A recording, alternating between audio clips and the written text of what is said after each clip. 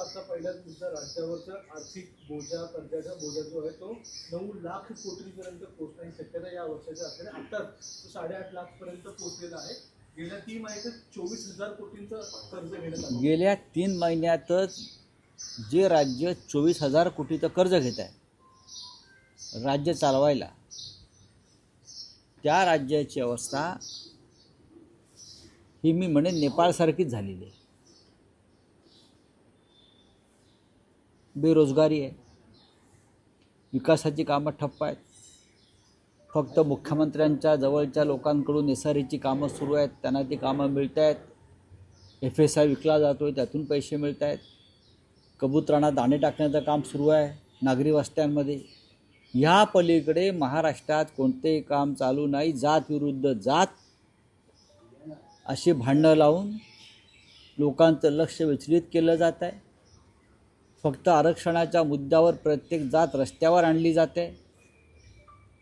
शिक्षणापासून रोजगारापर्यंत या महाराष्ट्रानं या सरकारच्या काळात काय प्रगती केली याविषयी मुख्यमंत्र्यांनी एकदा जाहीरपणे पत्रकारांशी संवाद साधला पाहिजे. इतकी लूट या महाराष्ट्रात सुरू आहे आणि त्या लुटीचा परिणाम या महाराष्ट्रावर 10 लाख कोटीचा वर कर्जाचा डोंगर पुण्यामध्ये झाला. राज्याची आर्थिक दुरावस्था इतकी कधीच झाली नव्हती. आर्थिक शिस्त लावणारे अजित पवार याच्यावरती काही भाष्य करणार आहेत का? त्यांना आर्थिक शिस्तीची फार काळजी असते, पण स्वतःच्या लोकांना महाराष्ट्र लुटू द्यायचा हे धोरण आहे. मग देवेंद्र फडणवीस यांचा असेल मुख्यमंत्री म्हणून, अर्थमंत्री म्हणून अजित पवार असतील, आणि दुसरे ते एक डाकू मानसिंग बसलेलेच आहेत अमित शहाच्या कृपेने. ती तर डाकू मानसिंगचीच टोळी आहे. चंबळ खोऱ्यातूनच बहुतेक आले आहेत ते इथे महाराष्ट्र लुटायला. काय होणार या महाराष्ट्राचं? या महाराष्ट्राच्या पुढल्या पिढीचं 9 लाख कोटीचं कर्ज कोणी केलं, का झालं, कोणत्या योजनांमुळे झालं? चारी बाजूने महाराष्ट्र ओरबडला जातो. जो पैसा राज्याच्या तिजोरीत यायला हवा तो पैसा कोणाच्या तरी खिशात जातोय. 3-3 हजार कोटीचे टेंडर्स अबो करून हा पैसा लुटला जातोय. समृद्धी महामार्ग, शक्तीपीठ महामार्ग, असे अनेक जे योजनांची 2 लाख कोटीची कामं मुंबई महानगरपालिकेच्या माध्यमातून जी देण्यात आली त्याचा कुठे आता पत्ताच नाही. कागदावर आहेत. ठेकेदाराकडून कमिशन घेतल्या 25%. ही लूट आहे. SRAमध्ये जाऊन बघा. मुंबईच्या SRAमध्ये महेंद्र कल्याणकर नावाचे जे अधिकारी बसले आहेत त्यांच्याविषयी रोज एवढी माहिती येते. काय करतात राज्याचे मुख्यमंत्री? SRA प्रकल्प कोणत्या पद्धतीनं गरिबांच्या हक्कांवर गदा आणून हा पैसा कुठे जातो आहे, कोणत्या राजकीय पक्षाकडे जातो आहे, कोणत्या नेत्याच्या किंवा त्या नेत्याच्या गटाकडे जातो आहे, ह्याबाबत महाराष्ट्राला आता चिंता लागून राहिली आहे. आम्ही नेपाळचा संदर्भ दिला की यांना मिरच्या झोंबतात. मग ते आम्हाला माओवादी ठरवतात, नक्षलवादी ठरवतात. पण नेपाळ असाच लुटला राज्यकर्त्यांनी. नेपाळ अशा प्रकारेच लुटला आणि त्यातून जो उद्रेक झाला तो अत्यंत धक्कादायक होता. त्याचं समर्थन मी करत नाही आहे, पण लोकांच्या संयमाचा बांध इथे तुटतो आहे. 10 लाख कोटीचं कर्ज या राज्यावर, आणि या राज्याला तुम्ही प्रगतीपथावरचं राज्य म्हणता. अनेक योजना फक्त राजकीय फायद्यासाठी आणल्या. अनेक योजना. शेतकऱ्यांची कर्जमाफी आम्ही करा म्हणतो, ती करत नाही आहेत तुम्ही. करा ना मग. मग अधिक कर्ज घ्या आणि शेतकऱ्यांची कर्जमाफी करा. 10 लाख कोटी कर्ज आहे तर 11 लाख कोटी करा, पण शेतकऱ्यांना तरी तुम्ही आत्महत्या थांबवा. या राज्यामध्ये शेतकऱ्यांच्या आत्महत्या किती झाल्या आहेत? एकट्या नाशिक जिल्ह्यामध्ये 2,000च्या वर आत्महत्या होत आहेत. मग हे कर्ज जे आहे 10 लाख कोटीचं कोणाच्या खिशात गेलं? शेतकऱ्यांच्या कांद्याला भाव तुम्ही देत नाही, शेतकऱ्याला हमी भाव देत नाही, शेतकऱ्यांना नुकसान भरपाई देत नाही. मग हे कर्ज झालं का? मग कोणासाठी तुम्ही कर्ज केलं? फक्त लाडक्या बहीण योजनेसाठी कर्ज झालं असेल ते तुमच्या खिशातून द्या मग, कारण याच्यामध्ये सुद्धा भ्रष्टाचार झाले. लाखो असे खातेदार आहेत जे बेकायदेशीर आणि बोगस आहेत, जे भारतीय जनता पक्षाचे कार्यकर्ते आहेत. आज सगळ्यात जास्त भ्रष्टाचार मंगलप्रभात लोढा यांच्या कौशल्य विकास खात्यात होतो. हे माहिती आहे का तुम्हाला? बोगस नावं आहेत हजारो आणि लाखो. त्यांना या कौशल्य विकास योजनेतून महिन्याच्या महिन्याला पैसे दिले जात आहेत. ते सगळे भाजपचे कार्यकर्ते आहेत. ती लिस्ट मी आता आजच मी पाठवली आहे लोढांकडे. हे कोण आहेत? आणि सगळ्यात जास्त ओरबाडणं नागपूर आणि विदर्भात सुरू आहे ज्या विभागातून. आणि हे सगळे भारतीय जनता पक्षाचे पदाधिकारी आहेत ज्यांना या कौशल्य विकास योजनांचा भ्रष्ट मार्गाने लाभ दिला जातो.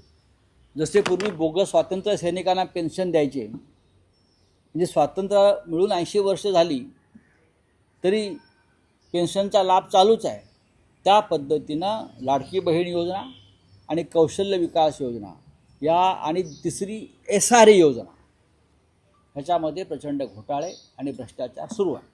त्याच्यामुळे महाराष्ट्रावर 10 लाख कोटीचं कर्ज झालं याचं कोणाला आश्चर्य वाटणार नाही. याला जबाबदार स्वतः मुख्यमंत्री देवेंद्र फडणवीस, अर्थमंत्री अजित पवार आणि अर्थात मानसिंग. राऊत साहेब, तुम्ही आता बोलताना नेपाळचा उल्लेख केला, नेपाळच्या घटनेचा उल्लेख केला. काल शरद पवार भाषणात असं म्हणाले की देवाभाऊ, भारताच्या आजूबाजूला काय चाललं आहे ते पहा. नेपाळमध्ये राज्यकर्त्यांना तिकडच्या जनतेनं घालवलं, या घटनांमधून काही शहाणपण घ्या. मग मी तेच सांगतो आहे. मात्र तुम्ही शरद पवार साहेबांना नक्षलवादी किंवा माओवादी ठरवाल का?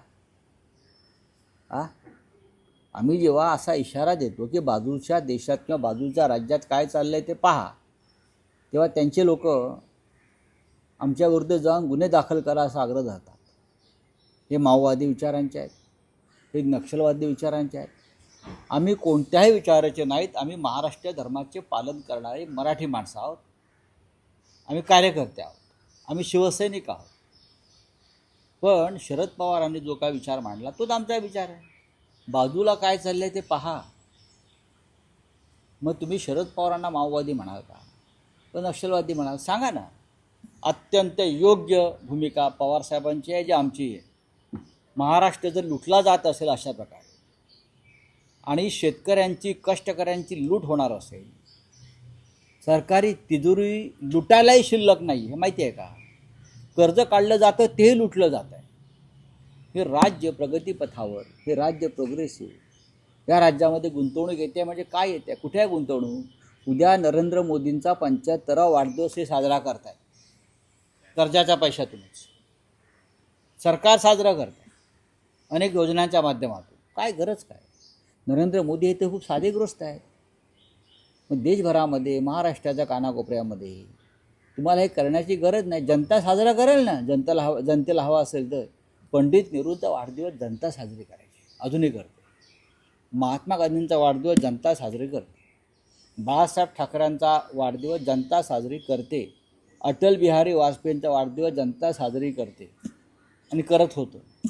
मग नरेंद्र मोदींचाच वाढदिवस सरकारने का साजरा करावा सरकारी पैशानं? मोदींनी थांबवलं पाहिजे ही जनतेचा. महाराष्ट्र कर्जबाजारी असताना हे करू नये. कर्जबाजारी असताना मोदींच्या वाढदिवसाचा केक कापणं हा आर्थिक अपराध आहे, आर्थिक गुन्हा आहे. मोदींच्या वाढदिवसाचा उल्लेख केला तर मोदी 75चे होता आहे. काही दिवसांमध्ये, गेल्या काही दिवसांमध्ये संघाने 75 निवृत्ती अशी इशाऱ्यांमध्ये काही आपली भूमिका मांडली. तुम्हाला काय वाटतं 75 पूर्ण होताना मोदी काय घोषणा करू शकतात? मोदी देश वाट पाहिजे. बघा, मोदींच्या अस्तित्वाची दखल देश घेत नाही आहे सध्या. सुरुवातीला मोदी काहीतरी करतील किंवा मोदींच्या रूपानं आशेची किरणं दिसतील असं लोकांना वाटलं. लोकांनी मतदान केलं. नंतर होट चोरी करून 2 निवडणुका जिंकले, भ्रष्ट मार्गाने जिंकले. त्याच्यामुळे मोदी हे काय लोकांच्या मतावर निवडून झालेले पंतप्रधान नाही आहेत. मोदी हे लोकनेते नाही. मोदी हे भारतीय जनता पक्षाच्या IT सेलनं फुगवलेला फुगा आहे. अनेक त्यांचे नेते भाजपचे त्याच्यामुळे मोदींनी कोणती घोषणा केली, मोदींनी घोषणा केली पाकिस्तान ताब्यात घेतली का? मोदी चीनला लाख दाखवणार होते, दाखवले का? ट्रम्प दम देतोय तरी मोदी बोलत नाही. ट्रम्प रोज दम देतोय. असा पंतप्रधान या देशाला लाभला. हे देशाचं दुर्भाग्य. एवढंच मी सांगेन. 26 महिलांचं सिंदूर पुसलं गेलं आणि नरेंद्र मोदी पाकिस्तानबरोबर क्रिकेट खेळायला लावतात आमच्या क्रिकेटपटूंना. अशा पंतप्रधानाविषयी आम्हाला आस्था का असावी आणि कोणालाही असू नये. भारतीय जनता पक्षाचा हा एक व्यापारी डाव आणि व्यापारी खेळ आहे आणि त्या खेळातले CEO हे नरेंद्र मोदी आहे. आजही मुखपत्र सामनामध्ये भारत पाक सामन्यावर सविस्तर परखड भूमिका मांडण्यात आलेली आहे. या सामन्याचे अजूनही आंतरराष्ट्रीय क्रिकेट परिषदेत पडसाद उमटताना पाहायला मिळतात. काही माजी क्रिकेटपटूंनी म्हटले की BCCIनं खेळाडूंवर हा सामना खेळण्यासाठी दबाव आणला. तर दुसऱ्या बाजूला पाकिस्तान क्रिकेट बोर्डाचे अध्यक्ष जे एशिया क्रिकेट काउन्सिलचे अध्यक्षही आहेत, भारतीय संघानं पाकच्या खेळाडूंबरोबर हस्तांदोलन करण्यास टाळलं याचा त्यांनी निषेध केलेला आहे आणि सामनाधिकाऱ्यांना निलंबित करा अशी मागणी त्यांनी केली. एक लक्षात घ्या, पाकिस्तानच्या कप्तानाशी आमच्या लोकांनी हस्तांदोलन केलं नाही म्हणून काय पापक्षालन होत नाही ना. तुम्ही त्या मैदानावर खेळलात, तुम्ही पाकिस्तानचे ते इतर पदाधिकाऱ्यांशी हात मिळवणी करताना आम्ही तिथे पाहिलं. ही ढोंग कसली करते मोदींसारखी? ही ढोंग मोदींना शोभतात हो. पण भारतीय क्रिकेटपटूंनी तो कोण, तो सूर्यकुमार यादव की कोणी कॅप्टन आहे, तुम्ही म्हणताना खेळ आहे, खेळासारखं तुम्ही काय खेळला नाहीत? तुमच्यावर कोणता दबाव होता? एकतर तुम्हाला खेळायचं नव्हतं, ती मैदानातून बाहेर पडायला पाहिजे. फार ते तुमचे त्या सामन्याचे पैसे गेले असते. भारतीय संघाच्या नोकरदार, मी त्याला नोकरदार संघ म्हणतो, जय शहांचा नोकरदार जो संघ आहे त्यांच्यामध्ये राष्ट्रभक्तीची थोडी जरी ठिणगी असती तर ते मैदानात गेले नसते. हात नाही मिळवला, मी पाहिलं नाही, बरं का, ही फुटकळ अशी उदाहरणं देऊ नका, कारणं देऊ नका. तुम्ही शेण खाल्लेलं आहे आणि तुमच्या तोंडाला शेणाचा वास येतो.